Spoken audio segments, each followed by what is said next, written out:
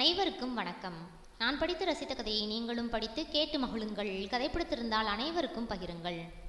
என்ன ரேணு, இன்னைக்கு உன்னை இரண்டாம் தாரமாக திருமணம் செய்து கொள்வது தொடர்பாக பேசுவதற்கு ஒருத்தர் வருவதாக சொன்னியே, எத்தனை மணிக்குன்னு சொல்லு, நான் வேணா உங்கள் வீட்டுக்கு வரவா என்று ஃபோனில் கேட்டாள் சுசீலா. எதுக்குமா உனக்கு வீண் சிரமம்? உன் வீடு பக்கத்தில் இருந்தாலும் பரவாயில்ல, 2 பஸ் மாறி வரணும், நானே பார்த்து பேசிக்கிறேன் என்றாள் ரேணு. நீ பேசுறது தான் ஒன்றும் கைகூடி வரமாட்டேங்குதே. உன்னுடைய பழைய திருமணத்தை பற்றியும் அதில் நடந்த சம்பவத்தை பற்றியும் சொல்லாதன்னு சொன்னாலும் கேட்க மாட்டேங்கிற. நான் பக்கத்தில் இருந்தாலாவது எதையாவது சொல்லி சமாளிக்க முயற்சி பண்ணுவேன். இந்த திருமணம் நடந்தா அனாதையாக நிற்கிற உனக்கு ஒரு ஆதரவு கிடைச்ச மாதிரி இருக்கும் என்றாள் சுசீலா. திருமணத்துக்கு பிறகு முதல் திருமணம் மாதிரியே எங்களுக்குள்ள எந்த விதமான ஈடுபாடும் இல்லாமல் போயிடுச்சுன்னா ரொம்ப கஷ்டமாயிடும். அதனால தான் முதல் திருமணத்தில் நடந்ததை அவங்கக்கிட்ட நான் சொல்கிறேன். அப்போ தான் அவங்களுக்கு என்னை பற்றி தெரியும். நான் அவர் வந்துட்டு போனதுக்கப்புறம் உனக்கு ஃபோன் பண்ணி தகவல் சொல்கிறேன் என்றாள் ரேணு. சரி ரேணு, நல்லபடியாக பேசு என்று சொல்லிவிட்டு ஃபோனை வைத்தாள் சுசீலா. அன்று மாலை ரேணுடைய வீட்டிலேயே அவளை சந்தித்து பேசுவதற்காக பாரத் என்பவன் வருவதாக இருந்தது. அவனுக்கும் 2வது திருமணம். இருவரும் மேட்ரிமோனியல் இணையதளம் மூலம் ஃபோன் நம்பர் பெற்று பேசிக்கொண்டனர். இன்று இருவரும் நேரில் சந்திக்கலாம் என்று பேசியிருந்தனர். அதற்காக தான் கிளம்பி கொண்டிருந்தாள் ரேணுகா. மாலை 5 மணி இருக்கும்போது பாரத் வீட்டிற்கு வந்து காலிங் பெல்லை அழுத்தினான். அவன் வருவதற்காக ஏற்கனவே தயாராகி இருந்த ரேணு அவனை வரவேற்றாள். வீட்டிற்குள் வந்து சோஃபாவில் அமர்ந்தவனுக்கு ஏற்கனவே தயாராக போட்டு வைத்திருந்த காஃபியை கொண்டு வந்து கொடுத்தாள். இருவரும் காஃபி குடித்து கொண்டே பேச்சை ஆரம்பித்தனர். முதலில் பாரத் தான் பேச்சை ஆரம்பித்தான். எனக்கு உங்களை மேட்ரிமோனியலில் உள்ள ஃபோட்டோவை பார்க்கும்போதே ரொம்ப பிடிச்சிருச்சு. நேரில் பார்த்து ஒரு வார்த்தை பேசினா போதும் அப்படிங்கிற எண்ணம் தான் இருந்துச்சு. என்னோட மனைவி திருமணத்துக்கு பிறகு ஒரு விபத்தில் இறந்துட்டாங்க. குழந்தைகளும் இல்லை. வாழ்க்கை இப்படியே தனியாக சென்றுவிடக்கூடாது என்பதற்காக 2வதாக திருமணம் செய்து கொள்ள வேண்டும் என்று எனது பெற்றோர்களும் நண்பர்களும் வலியுறுத்தினார்கள். அவர்கள் சொல்வது எனக்கும் சரி என்று பட்டதால் மேட்ரிமோனியல் இணையதளத்தில் பதிந்து வைத்திருந்தேன். உங்களது புகைப்படத்தை பார்த்து நான் விருப்பம் தெரிவித்திருந்தேன். நீங்களும் விருப்பம் தெரிவித்திருந்தீர்கள். இதற்கு மேல் என்னை பற்றி சொல்வதற்கு ஒன்றுமில்லை என்றான் பாரத். ஆனால் என்னை பற்றி சொல்வதற்கு நிறைய இருக்கிறது. நீங்கள் என்னை பற்றி முழுமையாக தெரிந்து கொள்ள வேண்டும். அப்பொழுதுதான் நாம் திருமணம் செய்து கொண்டால் நம்முடைய வாழ்க்கை நன்றாக அமையும் என்றாள் ரேணு. சொல்லுங்கள், நான் உங்களை பற்றி தெரிந்து கொள்ள ஆர்வமாக இருக்கிறேன் என்றான் பாரத்.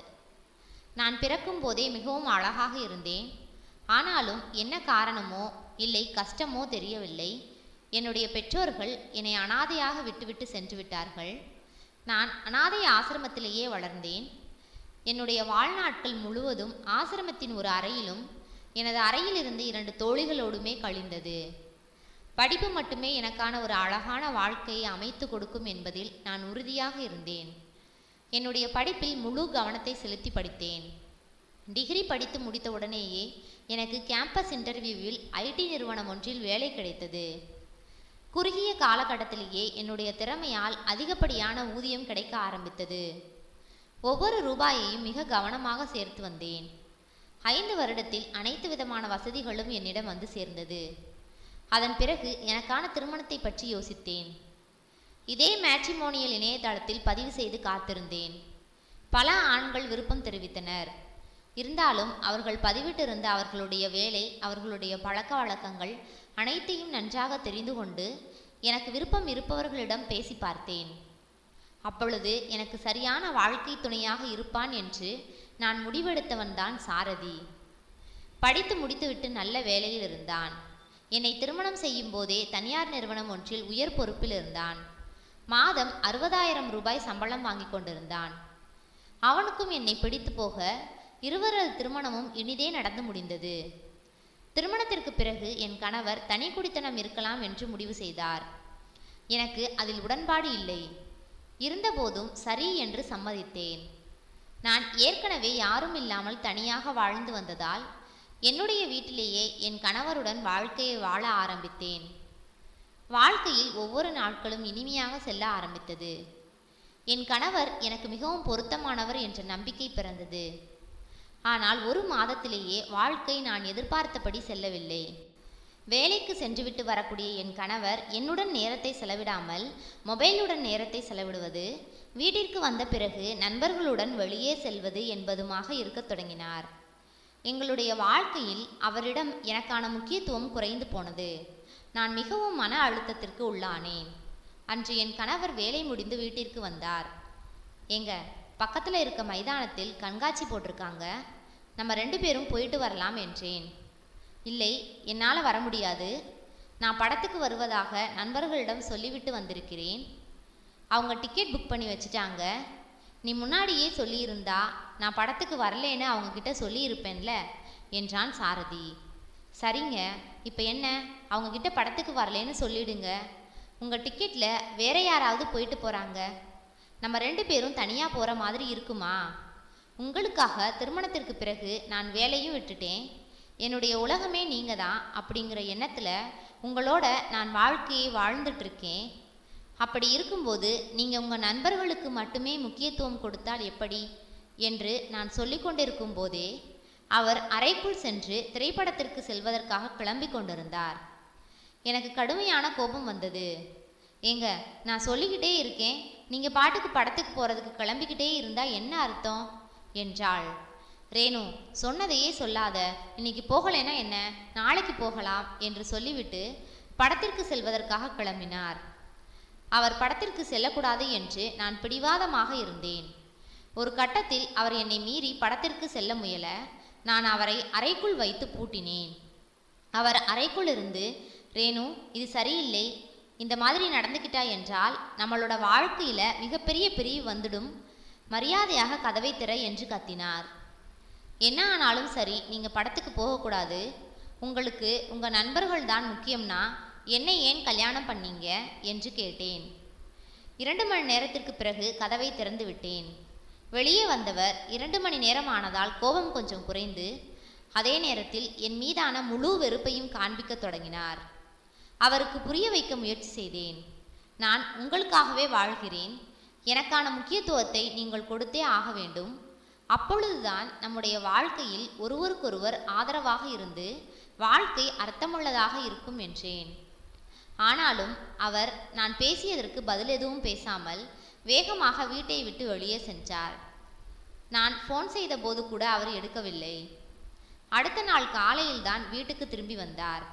நான் அவரிடம் மன்னிப்பு கேட்டு அவரை சமாதானம் செய்ய முயற்சி செய்தேன். 4 நாட்களுக்கு பிறகு ஒரு வழியாக எங்கள் இருவருக்கும் இடையில் இருந்த கோபம் குறைந்து பழையபடி அந்யோன்யம் கூடியது. நான் அவரிடம் எனக்கான முக்கியத்துவத்தை தர வேண்டும் என்று கோரிக்கை வைத்தேன். அவருக்கும் நான் சொல்வது கொஞ்சம் புரிய ஆரம்பித்தது.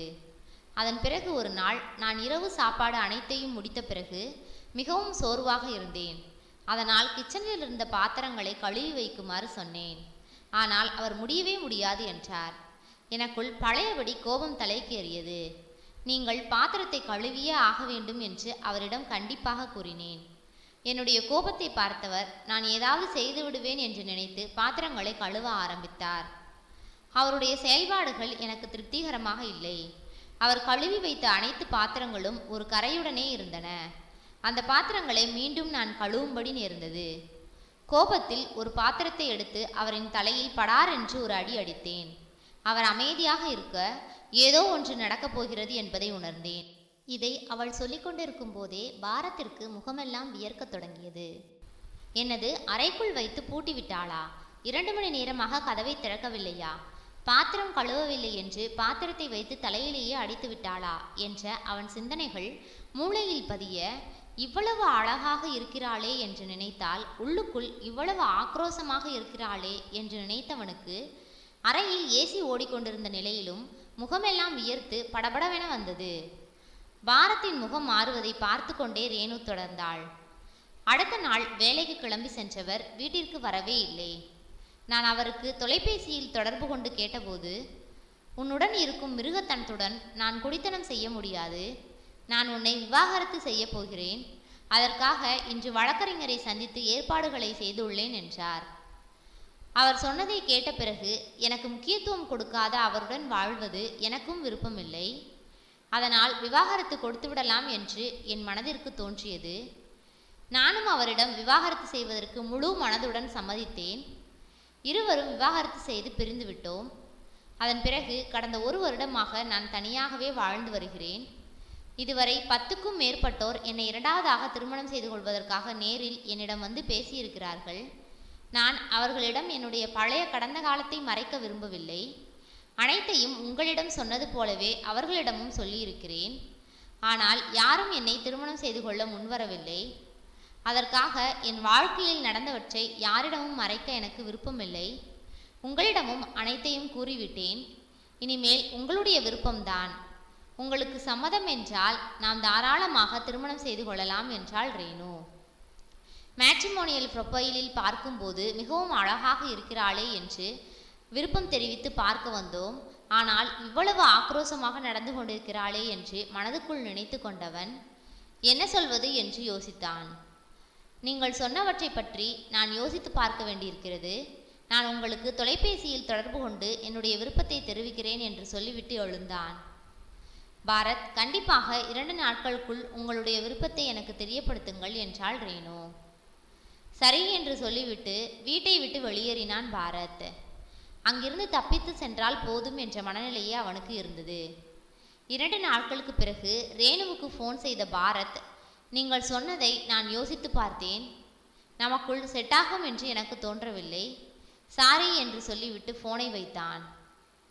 இது நான் எதிர்பார்த்ததுதான் என்று நினைத்து கொண்டு இதற்கு மேலும் 2வதாக திருமணம் செய்து கொள்ள வரன் பார்க்க வேண்டுமா என்று யோசித்தாள். மனம் சங்கடமாக இருக்க தன்னுடைய தோழியை நேரில் சந்தித்து பேசினாள். பாரத் வேண்டாம் என்று சொல்லிவிட்டதையும், இதற்கு மேல் எனக்கு திருமணத்தில் விருப்பமில்லை, என் வாழ்க்கை முழுவதும் நான் தனியாக இருக்கவே பழகிக்கொள்ளப் போகிறேன் என்றாள் ரேணு. அவசரப்பட்டு அப்படியெல்லாம் முடிவெடுத்து விடாதே. உன்னை புரிந்து கொள்ளக்கூடிய ஒருவன் கண்டிப்பாக உனக்காக உன்னை தேடி வருவான் என்று ஆறுதலாக பேசினாள் சுசீலா. சோகமாக அமர்ந்து கொண்டிருந்த ரேணுவை பார்த்து, பாரத் வந்து சென்றதற்கு பிறகு அன்பழகன் என்று ஒருவன் உன்னிடம் தொலைபேசியில் பேசியதாக சொன்னாயே, அவனும் உன்னை சந்திப்பதற்கு ஆர்வமாக இருப்பதாக சொன்னேல, அவனை சந்தித்து பேசினால் என்ன என்றாள் சுசீலா. அவனும் நான் சொன்னதை கேட்டுவிட்டு வேண்டாம் என்றுதான் சொல்லப் போகிறான். வருகிறவர்கள் அனைவரிடமும் என்னுடைய வாழ்க்கை கதையை சொல்லுவதே எனக்கு வாடிக்கையாகிவிட்டது என்றாள். பழசையெல்லாம் ஏன் பேசுகிற? அதையெல்லாம் யார்கிட்டையும் சொல்ல வேணாம்னு சொன்னாலும் கேட்க மாட்டேங்கிற. நான் சொல்வதை கேளு. உன்னுடைய முடிவிலிருந்து நீ பின்வாங்க வேண்டாம். ஆனால் எத்தனை பேராக இருந்தாலும் அவர்களை சந்தித்து பேசிப்பாரு என்றாள். சரி என்று சொல்லிவிட்டு வீட்டிற்கு வந்து சேர்ந்தாள் ரேணு. அன்பழகனை ஃபோனில் தொடர்பு கொண்டு அந்த வாரம் ஞாயிற்றுக்கிழமை இருவரும் நேரில் சந்தித்து பேசலாம் என்றாள் ரேணு. இந்த முறை வீட்டில் இல்லாமல் வெளியே ஒரு காஃபி ஷாப்பில் சந்தித்து பேசலாம் என்று அன்பழகன் சொல்லி இருந்ததால் அவனை சந்திப்பதற்காக கிளம்பி சென்றாள். ரேணு வருவதற்கு முன்பாகவே அந்த காஃபி ஷாப்பிற்கு வந்து காத்து கொண்டிருந்தான் அன்பழகன். வழக்கம் போலவே தன்னுடைய பழைய கதைகள் அனைத்தையும் அவனிடம் சொல்லி முடித்தாள். அப்போதுதான் அவளுக்கு சட்டென்று ஒரு எண்ணம் உதித்தது. உங்களுக்கு இதுதானே முதல் திருமணம் என்று கேட்டாள். ஆம், எனக்கு இது முதல் திருமணம்தான்.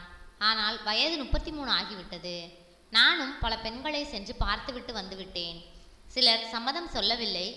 சம்மதம் தெரிவித்த சில பேரை எனக்கு பிடிக்கவில்லை. அதனால்தான் மேட்ரிமோனியில் பதிந்து வைத்தேன் என்றான். என்னுடன் கூட பிறந்தது என் தங்கை மட்டும்தான். அவள் பெயர் தேன்மொழி. அவளுக்கு திருமணம் செய்து வைக்க வேண்டிய கடமை எனக்கு இருந்தது. அவளது திருமணம் முடியும் போதே எனக்கு வயது 30 ஆகிவிட்டது. அதன் பிறகு எனக்கான பெண் பார்க்கும் படலம் தொடங்கியது என்றான். மேலும் எனக்கு உங்களை பிடித்திருக்கிறது. நீங்கள் சொன்ன உங்களுடைய பழைய வாழ்க்கையிலிருந்து நான் உங்களை புரிந்து கொண்டேன். எனக்கு உங்களை திருமணம் செய்து கொள்வதற்கு சம்மதம். நீங்கள் சம்மதம் சொன்னால் என்னுடைய அம்மா மற்றும் தங்கையிடம் சொல்லி உங்களை திருமணம் செய்து கொள்கிறேன் என்றான். அவளுக்கு அவனை பார்க்கவே வித்தியாசமாக இருந்தது. தன்னுடைய பழைய வாழ்க்கையை பற்றி தெரிவித்த பிறகும் அவன் எந்தவிதமான உணர்ச்சியும் வெளிப்படுத்தவில்லையே. உடனே திருமணத்திற்கு சம்மதம் சொல்லிவிட்டானே, என்ன செய்யலாம் என்று யோசித்தவள் 2 நாட்கள் யோசித்துவிட்டு தகவல் சொல்கிறேன் என்று சொல்லி அன்பழகனை அனுப்பி வைத்தாள். அவன் சென்ற பிறகு தோழியிடம் தொடர்பு கொண்டு பேசினாள். அன்பழகன் என்னை திருமணம் செய்து கொள்வதாக சொல்கிறார். எனக்கு என்ன செய்வதென்றே தெரியவில்லை என்றாள் ரேணு. ஏய், உன்னுடைய கதையை கேட்ட பிறகும் திருமணம் செய்து கொள்ள சம்மதம் என்று சொல்கிறான். உனக்கு விருப்பம் இருந்ததால் தானே அவனை பேசுவதற்காக வர சொல்லியிருந்தாய். அப்புறம் என்ன யோசிக்கிறாய்? திருமணம் செய்து கொள். உன் எண்ணத்திற்கு ஏற்றவாறு அனைத்தும் நல்லபடியாகவே நடக்கும் என்றாள் சுசீலா. ஒரு வாரம் தீவிரமாக யோசித்தாள். ஒரு வாரத்திற்கு பிறகுதான் ரேணு திருமணத்திற்கு சம்மதம் சொன்னாள். அன்பழகன் ரேணுவின் திருமணம் இனிதே நடந்து முடிந்தது. அன்பழகன் குடியிருந்த வீடு வாடகை வீடு. தங்கை திருமணமாகி சென்று விட்டதால் அன்பழகனுடன் அவனுடைய அம்மா மட்டுமே இருந்தார். அவரை தனியாக தவிக்க விட்டுவிட்டு தனி குடித்தனம் வருவது இயலாதது என்பதை ரேணுவிடம் சொன்னான் அன்பழகன். எதற்காக வாடகை கொடுக்க வேண்டும்? என்னுடைய வீட்டிலேயே நாம் மூவரும் இருந்து கொள்ளலாம். இது என் சொந்த உழைப்பில் வாங்கிய வீடு என்றாள் ரேணு. அன்பழகன் தன்னுடைய அம்மாவிடம் ரேணுவின் பழைய வாழ்க்கை குறித்து எதையும் சொல்லவில்லை. ரேணுவின் வீட்டிலேயே நாம் இருந்து கொள்ளலாம் என்று அவரிடம் சொல்ல அவரும் சம்மதம் சொன்னார். எதற்காக கஷ்டப்பட்டு உழைத்து வாடகையை கொடுக்க வேண்டும்? நீ ரேணுவை திருமணம் செய்து கொண்ட பிறகு அவள் உன்னுடையவள். மேலும் அவளுக்கு என்று யாருமே இல்லாததால் நானும் அவளுக்கு ஆறுதலாக இருக்க முடியும் என்று சொன்னார். வாழ்க்கை இனிமையாக ஆரம்பமானது. ஒவ்வொரு நாட்களும் இனிமையாக செல்ல ஆரம்பித்தது. ரேணுவின் மாமியாரும் மருமகளுக்கு பிடித்தவாறே நடந்து கொண்டார். ரேணு தன்னுடைய இரண்டாவது வாழ்க்கை நல்லபடியாக சென்று கொண்டிருப்பதை நினைத்து சந்தோஷப்பட்டாலும் இடையிடையே பழைய வாழ்க்கையில் நடந்தது போல் ஏதாவது நடந்துவிடுமோ என்ற எண்ணம் அவளுக்கு அவ்வப்போது வந்து சென்றது. ஆனால் அவள் நினைத்தபடி எதுவும் நடக்கவில்லை. அன்பழகன் ரேணுவிற்கு ஆதரவாக இருந்தான். அதுவும் அவளுக்கு மிகப்பெரிய குழப்பத்தை ஏற்படுத்தியது. அன்பழகனிடம் இது குறித்து மனம் விட்டு பேசிவிட வேண்டும் என்று உறுதியாக இருந்தாள். ஆனால் நாட்கள் வேகமாக செல்ல ஆரம்பித்தது. திருமணம் முடிந்து 2 மாதங்கள் கடந்தது. அன்று ஞாயிற்றுக்கிழமை ரேணுவை அழைத்து கொண்டு திரைப்படத்திற்கு சென்றிருந்தான் அன்பழகன். திரைப்படத்திற்கு செல்லும் போது தன்னுடைய மாமியாரையும் உடன் வருமாறு அழைத்தாள் ரேணு. ஆனால் அவரோ, நீங்கள் புதிதாக திருமணமானவர்கள், நீங்கள் சென்று வாருங்கள் என்று அவர்களை மட்டும் அனுப்பி வைத்தார். அன்பழகன் ஏற்கனவே தன்னுடைய அம்மாவிடம் இரவு சாப்பாட்டையும் வெளியே சாப்பிட்டு விட்டு வந்துவிடுகிறோம் என்று சொல்லியிருந்தான். எனவே படம் முடிந்து இரவு இருவரும் வீட்டிற்கு வரும்போது அவனுடைய அம்மா சாப்பிட்டு விட்டு படுத்து தூங்கி கொண்டிருந்தார். இருவரும் அவர்களிடமிருந்த சாவியை வைத்து கதவை திறந்து உள்ளே வந்து அவர்களுடைய அறைக்கு சென்றனர். தன்னுடைய மாமியாரும் தூங்கிக் கொண்டிருப்பதால் தன் கணவரிடம் பேசுவதற்கு இதுதான் சரியான நேரம் என்று அவளுக்கு தோன்றியது. அன்பு, என்னுடைய பழைய வாழ்க்கையை பற்றி உங்களிடம் சொல்லியிருந்தேன். ஆனால் நீங்கள் அப்போது அதை பெரிதாக எடுத்துக்கொள்ளவில்லை. என்னை திருமணம் செய்து கொள்வதாக சொன்னீர்கள். திருமணம் ஆன பிறகும் 2 மாதங்கள் நம்முடைய வாழ்க்கை எந்த பிரச்சனையும் இல்லாமல் இன்பமாகவே சென்று கொண்டிருக்கிறது. எனக்கு ஒரு பக்கம் குழப்பமாக இருக்கிறது, பயமாகவும் இருக்கிறது என்றாள். நீங்கள் உங்கள் கணவரை அறையில் பூட்டி வைத்ததாக சொன்னீர்கள். ஒரு முறை அவரை தலையில் அடித்ததாக சொன்னீர்கள். அதிலிருந்து உங்களுக்கு ஆதரவாக ஒருவர் வேண்டும் என்பதை புரிந்து கொண்டேன். அந்த ஆதரவு உங்களது கணவரிடமிருந்து கிடைக்கவில்லை என்பது மட்டும்தான் எனக்கு புரிந்தது. நீங்கள் அனாதை ஆசிரமத்திலேயே வளர்ந்ததால் திருமணத்திற்கு பிறகு உங்களுடைய கணவர் முழுவதுமாக உங்களுக்காகவே மட்டுமே நேரத்தை செலவிடுவார் என்ற எண்ணமும் உங்களுக்கு இருந்திருக்கலாம். அதில் தவறில்லை. அதனாலேயே நீங்கள் அவ்வாறு நடந்து கொண்டதாக நான் புரிந்து கொண்டேன். மேலும் ஏற்கனவே தனியாகத்தான் ஆசிரமத்தில் வளர்ந்து திருமணத்திற்கு பிறகும் தனி குடித்தனம், அது சரியில்லை என்று தோன்றியது. அதனால்தான் என்னுடைய அம்மாவை நாம் கூடவே வைத்துக்கொள்ள முடிவு செய்தேன். மேலும் திருமணத்திற்கு பிறகு உங்களுக்கான என்னுடைய நேரத்தை செலவிட வேண்டும் என்பதில் உறுதியாக இருந்தேன். இந்த காரணங்களால் தான் நமக்குள் எந்தவிதமான பிரச்சனையும் இல்லாமல் நம்முடைய வாழ்க்கை சுமூகமாக சென்று கொண்டிருக்கிறது என்றான். ரேணு, உனக்கு எப்போதும் நான் ஆதரவாக இருப்பேன். என்னுடைய விலைமதிக்க முடியாத நேரங்கள் உனக்கானவையாக இருக்கும். என்னுடைய மொபைல் ஃபோனை விட எனக்கு நீ மட்டும்தான் முக்கியம், என் மனைவி மட்டும்தான் முக்கியம் என்று அவன் சொல்ல சொல்ல அவனை இறுக்கமாக கட்டிக்கொண்டாள் ரேணு. வாழ்க்கையில் ஒவ்வொரு நிமிடமும் விலை மதிக்க முடியாதது. அதில் சில மணி நேரங்களை தன்னுடன் தனக்காகவே இருப்பவர்களுக்காக செலவிடுவதுதான் சரியானதாக இருக்கும். நன்றி.